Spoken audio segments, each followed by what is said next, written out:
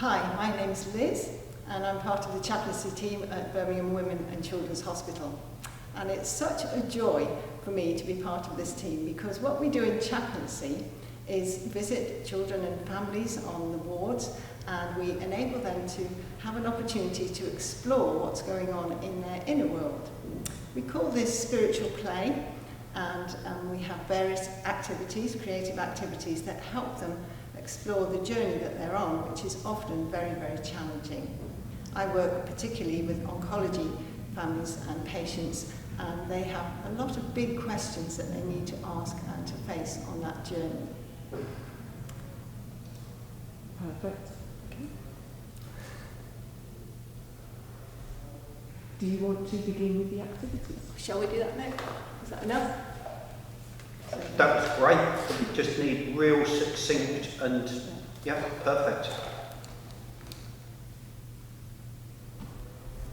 Are you going to be getting stuff out of the bag? Yes, I'll say that I bring with me a bag of activities. Okay. Just get focused on you again.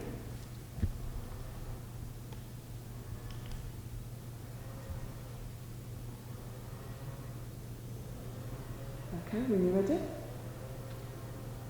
I take to the ward a bag of activities, and one of the really important things for children who are in hospital and are in a place where they're very restricted because they're so poorly and having to have treatment is that we give them a sense of choice and a sense of empowerment.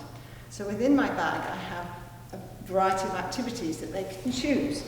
So here I can show you today. If you were a patient of mine, would you like to make a treasure box? Would you like to make a spiritual care bracelet? Would you like to, what else have I got in here? Would you like to use some stickers, or would you like to have some stickers, or would you like to use some paints to paint your box? Some paint sticks. So the child would choose what they wanted to do, and can I stop you there? yeah, sure. Okay, so if we can have quiet, and we're recording in 3, 2, 1. So when I arrive on the ward, I bring my spiritual care activity bag. Okay. In that bag, I have a variety of activities to offer the children and young people.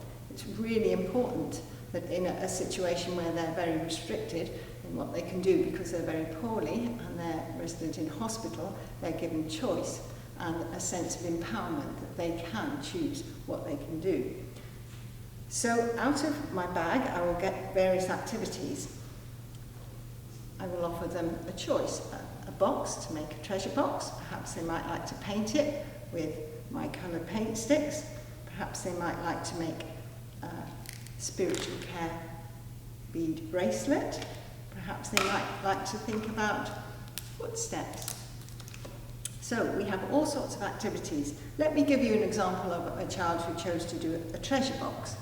So I'll get a variety of stickers out that they can choose. Can I stop you there? Sure. I need to see your face again because I'm kind of a bit all out with the...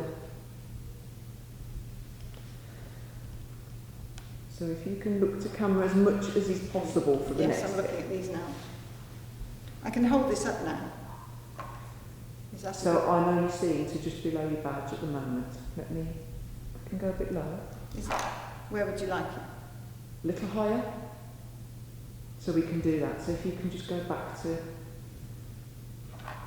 Picking it up like this or holding it when you start? You can pick it up. Okay, so 3, 2, 1. So this week I had a patient who was 6 years old who chose to do a treasure box, and I gave her a box like this one and some stickers that she could choose from, and she decorated her box beautifully, lots of stickers on the outside. When she decorated it, we talked about what treasure is. Treasure is something really valuable and really precious. And I asked her, what do you treasure? What's important to you? What's valuable in your life? And she said, Mummy and Daddy, and my dog, and Grandma and Grandpa. And so I said, they're a bit big to put in our treasure box. What if we could shrink them down? Let's put some things in that remind us of Mummy and Daddy. So she chose some things from my box of treasure, from my bag of treasure. What she chose was a diamond from Mummy. She chose a little footprint for Daddy because he's got very big feet, but it was a tiny one because it was shrunk down. She chose for her dog a flower because he loves sniffling in the flowers in the park. And she chose for Grandma and Grandpa flowers, some little flowers to put in, and a shell for Grandpa because he lives by the seaside. And then I asked her, would she like a little light in her box? Because this light can remind her that God is caring for her all the time. We switched the light on and put it in her treasure box. She loved that. And then I said, oh, let's put the lid on. Where's the light gone now? She said, it's in the box. I said, but we can't see it. And she said, there it is. And so it was a little reminder to her and Mum that often we can't feel God's love and presence there with us. We can't see it, but it is still there. So she put her treasure box in a very special place by her bed. Yes. And she knows she hasn't, and she knows deep down she hasn't got time to do it, but she's being naughty. Okay. No. Okay, it was crystal, foot, Have these not been used? flower. Oh. They were The used wooden last flower. time. That's used today. I'm going to have to start again. Sorry, crystal, foot, flower. So the two wooden ones. Let's just Mum, stop this Dad. a minute. No, Ruthie.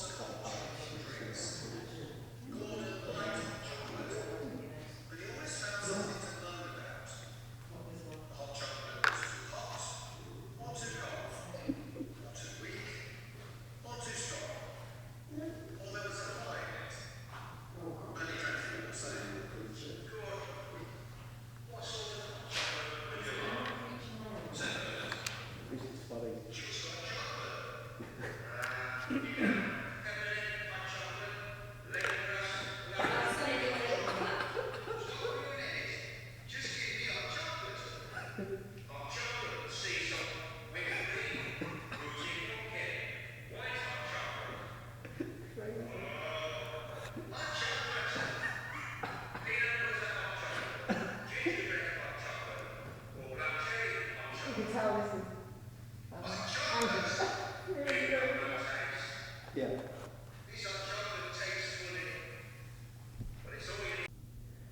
Okay, so we're recording in 3, 2, 1. The older children and young people that I walk alongside with in the oncology ward are often struggling with many very difficult challenges in their lives. And a conversation that we often have is around pebbles.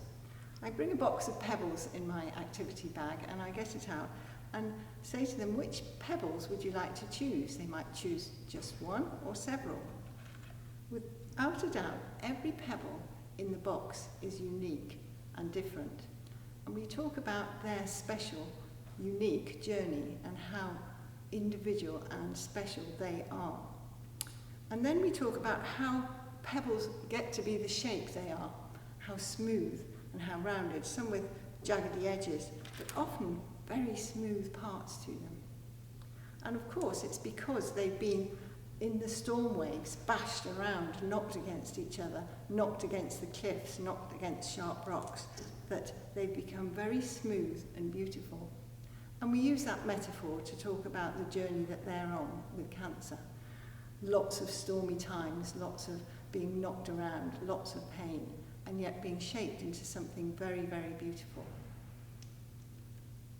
They often collect the pebbles and enjoy holding them and finding an element of peace and calm as they hold their pebbles. Okay, so we're recording in 3, 2, 1.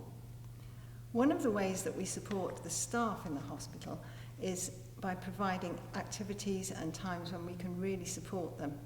We know that they are working day and night and caring for the children and the families here, and that their resources run low and they need support and encouragement and refreshment.